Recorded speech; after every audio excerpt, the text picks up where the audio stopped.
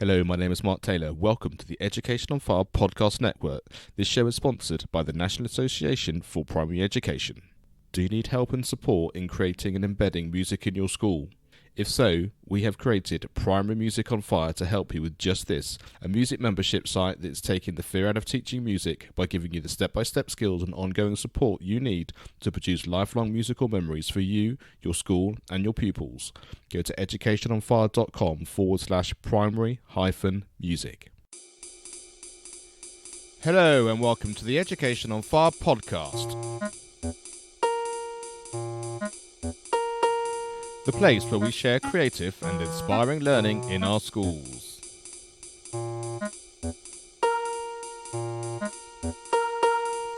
Season 6, Episode 87. Hello, welcome to this brand new season of English and Literacy.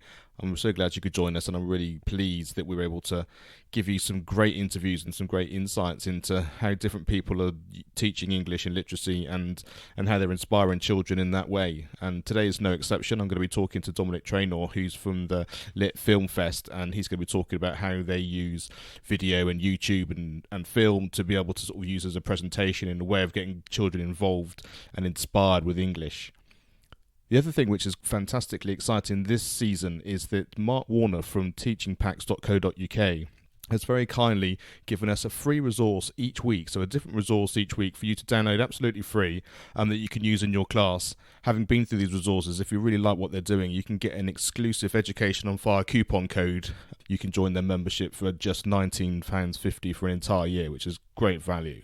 So to get all the details of that, if you go to educationonfire.com/blog/teaching packs, then you will get all the details on there. Be able to download each resource each week and get that exclusive link you need for the discount code. I really hope you enjoy this season, and this is our first one with Dominic Traynor. Hello and welcome back to the Education on Fire podcast. Today I'm delighted to be joined by Dominic Traynor, and he's from the LitFilmFest. And they help schools future-proof young learners, and their award-winning projects accelerate progress in English and develop leaders for the future with the 21st century skills needed for success. And so I'm delighted to welcome Dominic to the show. Hi, Dominic. Hi there, how are you doing? I'm very well, thank you. Can you just start a little bit about your education background and how you got involved in the LitFilmFest? Yeah, of course, yes. So I initially did everything I could to avoid being a teacher because both my parents were primary school teachers, and I thought it would be a terrible thing if I followed in their footsteps. And so I kind of stayed away from teaching for as long as possible, but was doing a lot of sports coaching, a lot of drama coaching and things like that. And eventually, having worked other jobs in sort of more commercial organizations, I realized that I wanted to do something which had a little bit more, a little bit more backbone to it, or a little bit more sort of social impact. And so I decided to train to become a primary school teacher. And so I did that up in Liverpool, did my first couple of years up there as well, and then worked in an international school for a few years before coming back to the UK and working in an inner city school in London. And it was during that time that I started using, we were one of the schools who bought a load of iPads at the start without really knowing what we wanted to do with them. And I used them really heavily in my classroom, and mostly I used them for video production.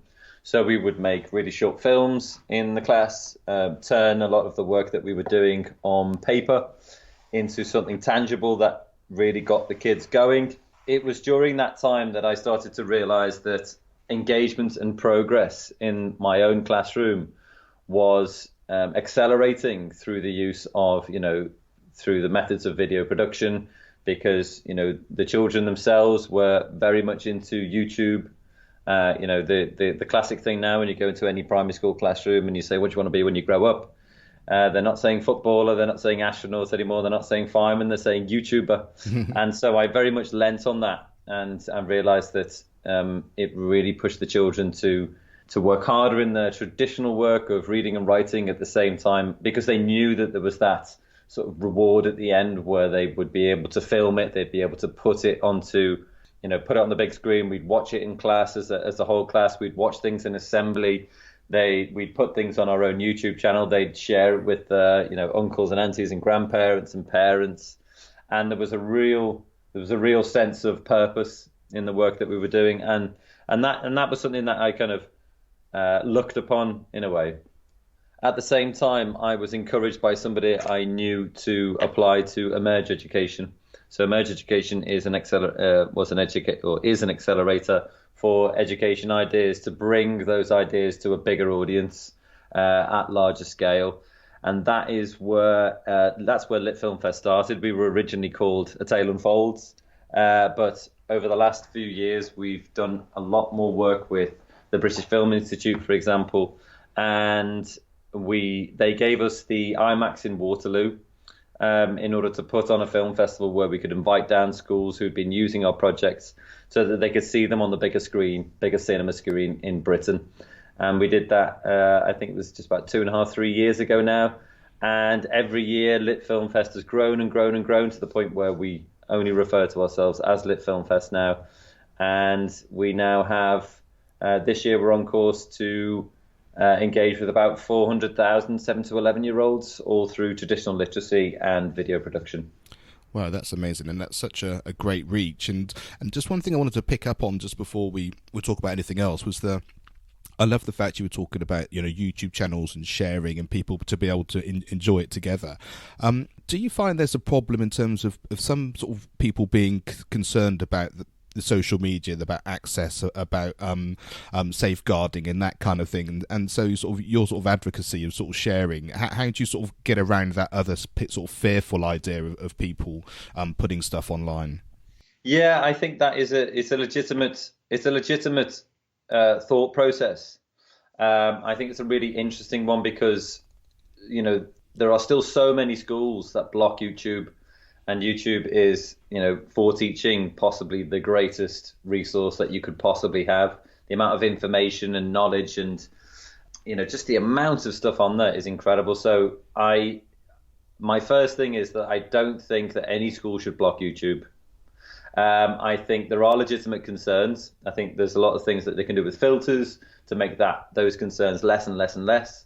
But in all the years that I taught, I don't remember any incident in which I was genuinely worried about using YouTube in the classroom.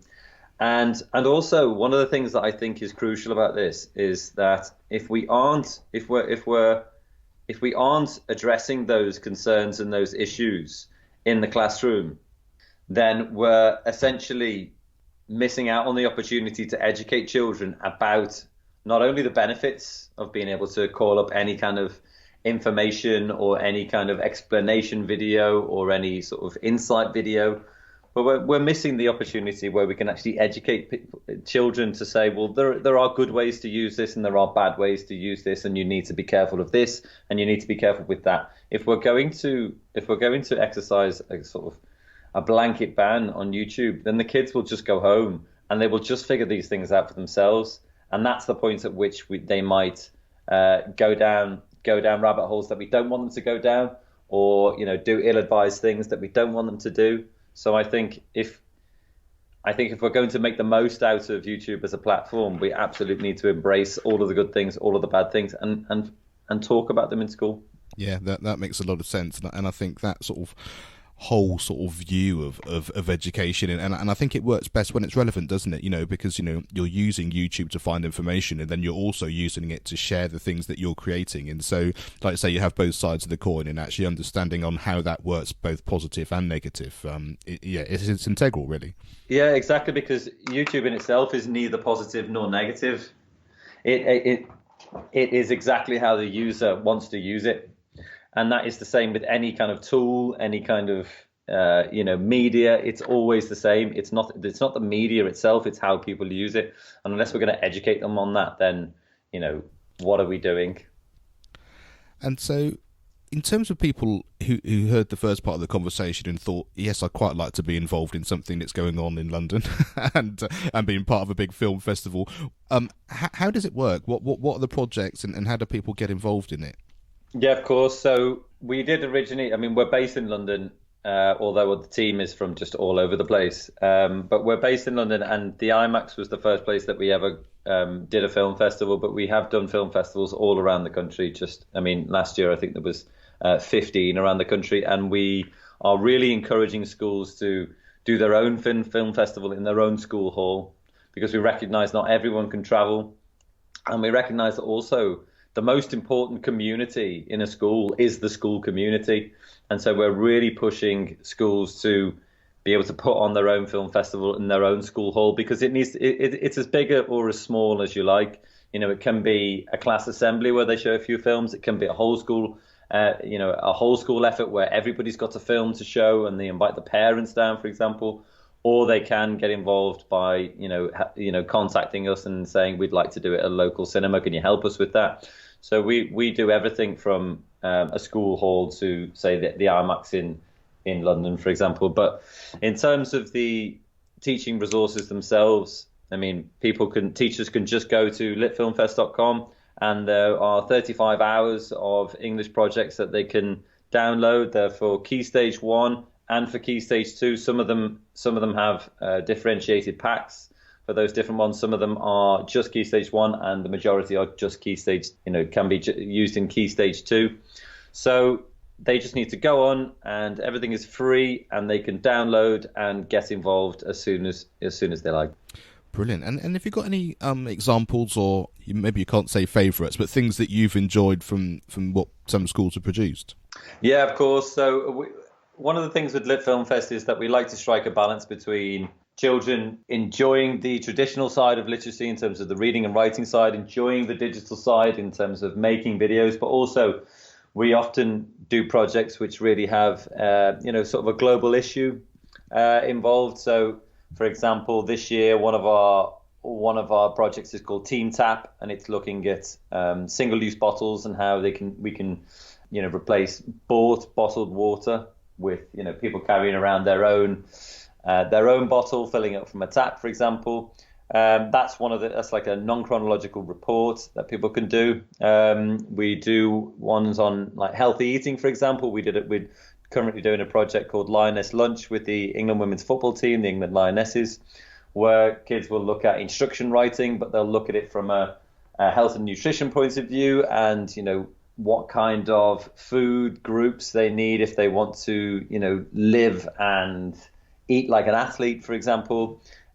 We've done one this year with Michael Rosen, it's an interactive poetry resource which is called Why I Play, and the kids are talking about the favorite ways in which they play and creating poetry around that and creating very sort of emotive videos. And then another one is Pupil Parliaments. We do that with the Houses of Parliament as well, where kids will be looking at an issue which is important to them, and getting their local MP to come in, or writing a letter to the local MP, trying to get them to respond, which pretty much 99 times out of 100 they will, and producing their own news programs where they talk about these issues and explore the pros, explore the cons, and talk about how they might bring about a change in the law, for example. So that one's really very much around persuasive writing and citizenship and British values. And then we also have stuff which is much more of a sort of an entertainment bent. So for example, in Key Stage 1, there's a superhero trailer where they can create their own superheroes and talk about their characteristics, and then they can create a sort of really fun trailer with little effects and things like that.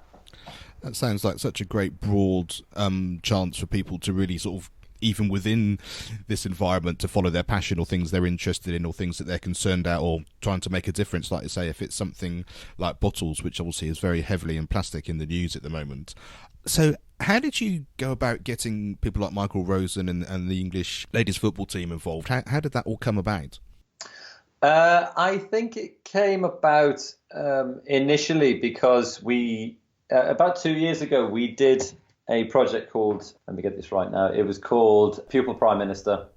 And it was something that we did with Peter Kilfoyle, who was a former MP, who was formerly in Tony Blair's cabinet, famously sort of walked out over the Iraq War. And he advised us on that sort of political project and gave us did some videos with us. And we were featured in The Guardian this is about 2 years ago now, and it was just before, I think it was 2 years ago, just before the general election, where they did an article about, people who are doing things in classrooms in order to teach kids about politics. And through that, the Houses of Parliament actually asked us if we would work with them on a sort of more formal basis in order to get politics into the classroom. And that was where we realised that, we built up, a following of thousands of teachers who would use our stuff regularly.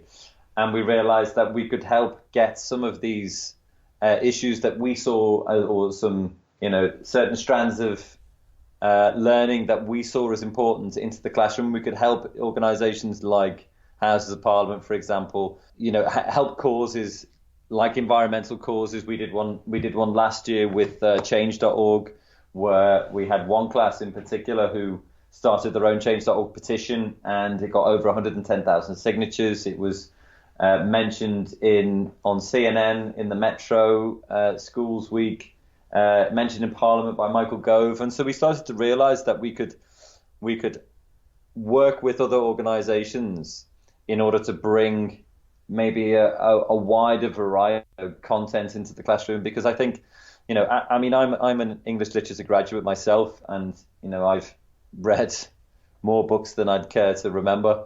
And one of the things that I think is happening, certainly in the primary classroom, is that we are very, very focused on fiction. And when you think of primary English, it is always based around a work of fiction. There are so many good things about that, and I would never say that there wasn't, so many bonus plus points to that. But we are missing the opportunity to get in a much wider range of content into the primary English curriculum. And I think that's where we started working with people like Parliament, people like BBC Good Food, people like Michael Rosen, so that we could start to offer a wider range of English projects into the primary classroom that primary teachers could just pick up, download from the website and use straight away. And I think, certainly from a teacher's point of view, and also I'm sort of thinking back when I was a primary pupil, which is quite a few years ago now, but that sort of sense, now we're doing English, I need to learn some spellings, or now I'm doing English and I need to write a story based on something, or now I need to write about what I did on my holidays, kind of thing. That has a very different feel than this is something I'm really into. I'm using the skills in the English and literacy that I'm learning in order to get across what it is that I'm talking about, or the project that I'm doing. And then it all serves as a self-serving prophecy, doesn't it? Because I'm using the skills in order to get across what it is that I want, which essentially is what a large part of education is all about. You learn what you need in order to do what you want to do in life. And I think building that whole thing together is probably why it's so successful. Yeah, I definitely think that, like I said, I'm an English literature graduate, and since my degree, I've never had to analyze a book in the same way that I did at university. Most of my literacy skills have been around doing something which has real world purpose, whether it's learning how to do a certain process, learning how to, reading instructions, reading a manual, presenting or writing a document that other people can follow, looking at schedule of events. And one of the things that we're very focused on is giving children real world skills.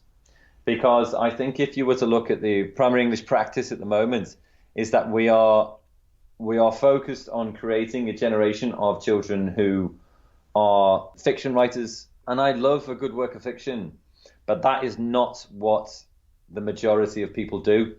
The majority of people use English in a very, very different way. They use it to communicate. They use it to put across ideas. They use it to create a process, or they use it to understand processes, or understand what they've got to do, or a process that they've got to go through, understand how to do their job, for example. And most people don't actually use a lot of the skills that we teach them in the classroom, certainly from a fiction point of view. And so a lot of our projects are based around, can you put across an idea, or can you campaign about something that you're passionate about? Can you follow instructions? Can you create a solid argument for why somebody should believe what you're saying or should follow what your thought process is, or look at balanced arguments, look at news reports, just dissecting news reports, delivering news reports, things that have an actual practical use.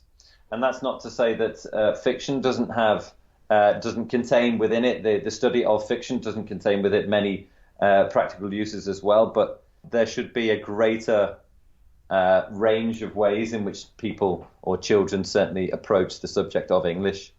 I think that's it. It's partly moving the needle, isn't it, or the percentage point of making it relevant, and at the same time not disregarding and some of those more traditional ideas. It's just sort of having that whole picture of like, say, why it's important and how you're going to use it, and then making it relevant. And I think once all that comes together, then it becomes very exciting for everyone involved. Yeah, I think there's a lot of children who are being told that they should really enjoy reading fiction, and they're being told that is what English is about. It's about reading fiction. It's about reading fiction. Well, a lot of children won't do that, and they won't enjoy that, and a lot of adults don't do it or enjoy it either.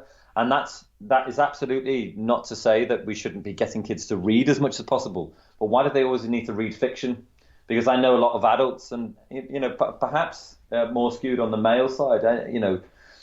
A lot of adults don't read fiction because they might not even enjoy it, but they might enjoy reading the newspaper. They might enjoy reading a football program. They might enjoy reading a arts and crafts magazine.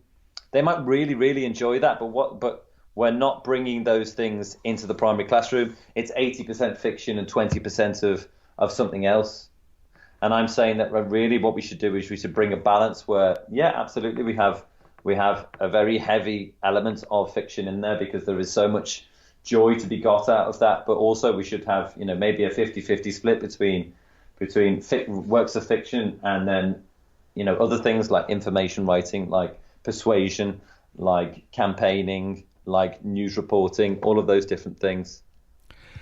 And thinking on a more technical front now, you talked about it being a film festival. What type of technology and recording devices do you need in order to sort of take part in this sort of thing? That is a really common question that we get, and people have this idea that we're talking about something really, really professional, and we're absolutely not. I mean, when I first started getting into using video production in the classroom, I used a flip cam, which, for all of those teachers who can remember, was a sort of handheld device about the size of, I guess, like a phone, and slightly thicker maybe, and it just had a pop-out USB that you would put into your computer, and essentially you would record and then put it straight into the computer and download it straight onto your hard drive. And that some of the most enjoyable or entertaining films that I've ever made were just made through that.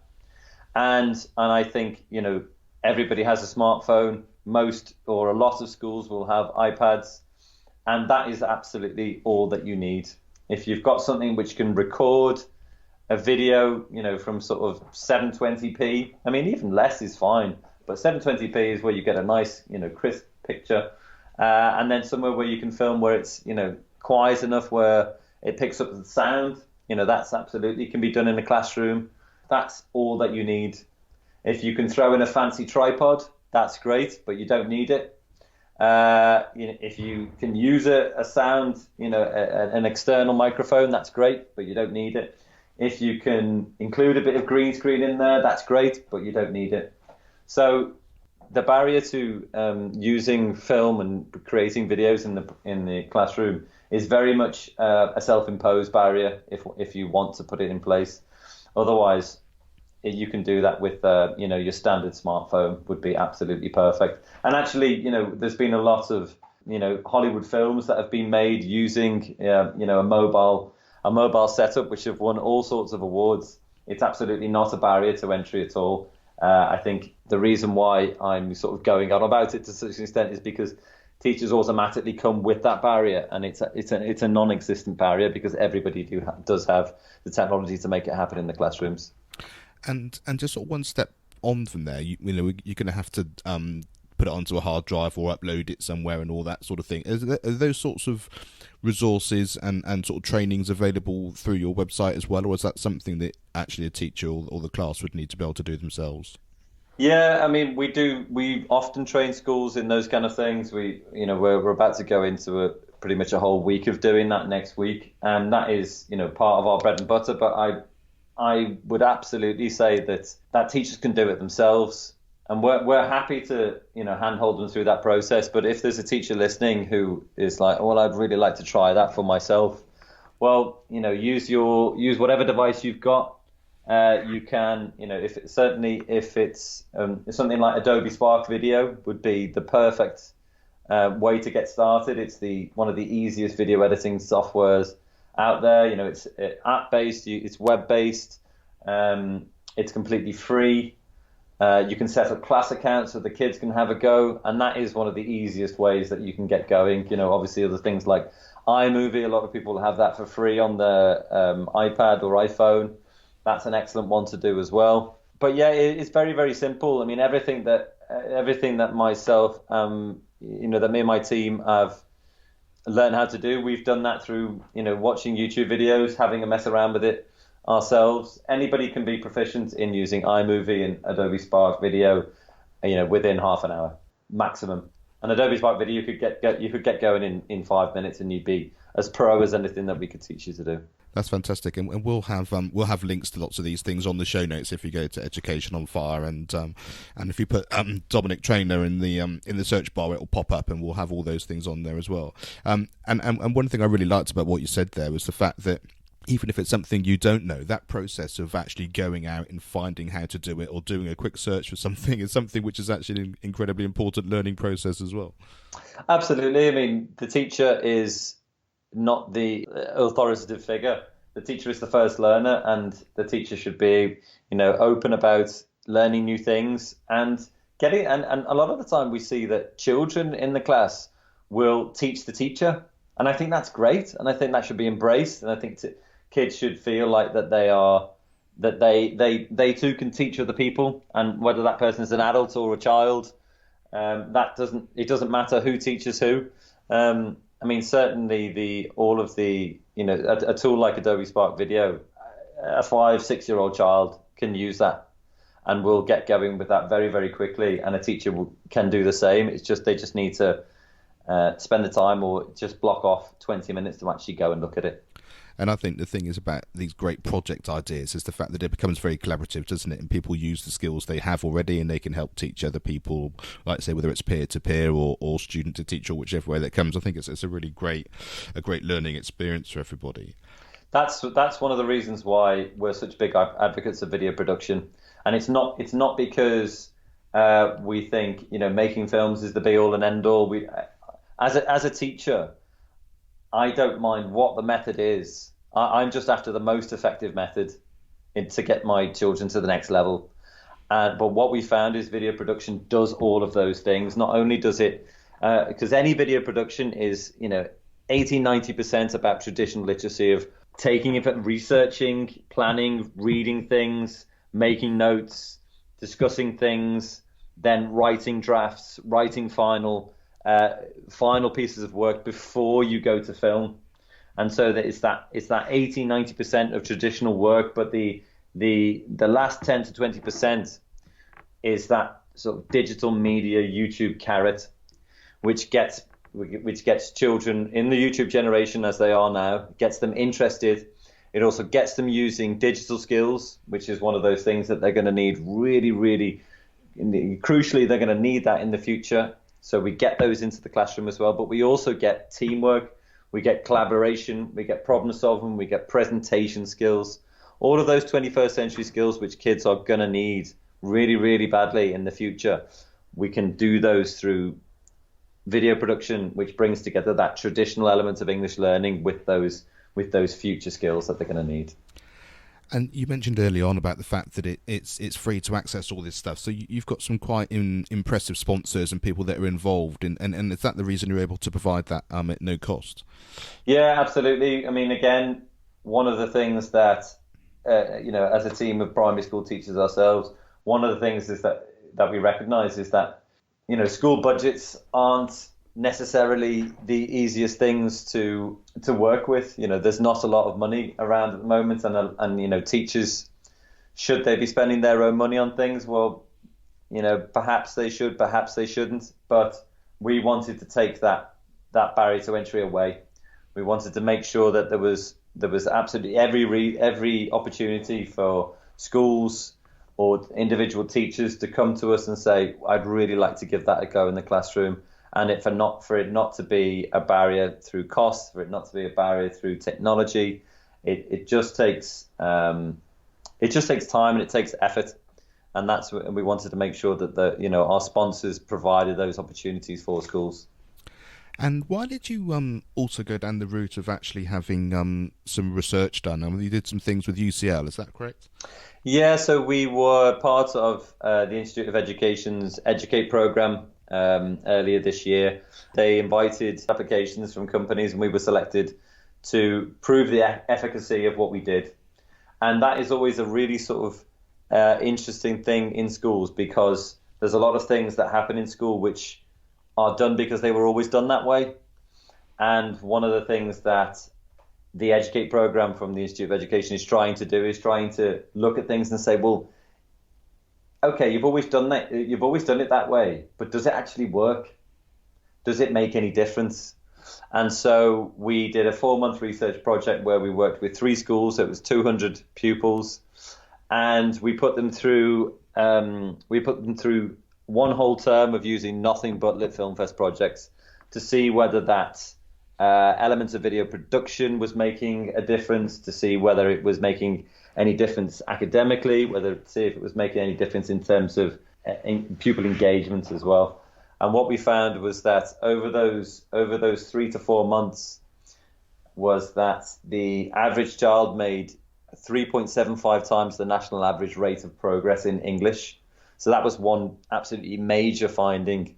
And then also that on average, they enjoyed their English lessons 50% more than they had done previously.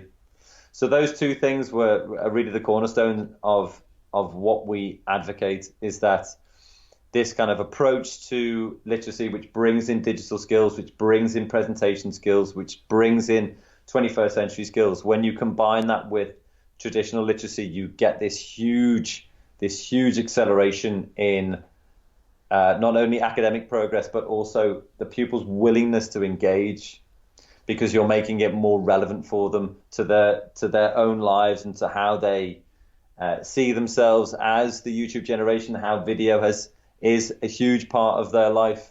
And when you put those 2 things together, that's where the magic happens. And we wanted to do that research so that we could definitively say to schools, well, we've proven this methodology, albeit in a small sample size of 3 schools, 200 kids, but it's a lot more robust than just saying, oh, I think you should do this because the kids like it.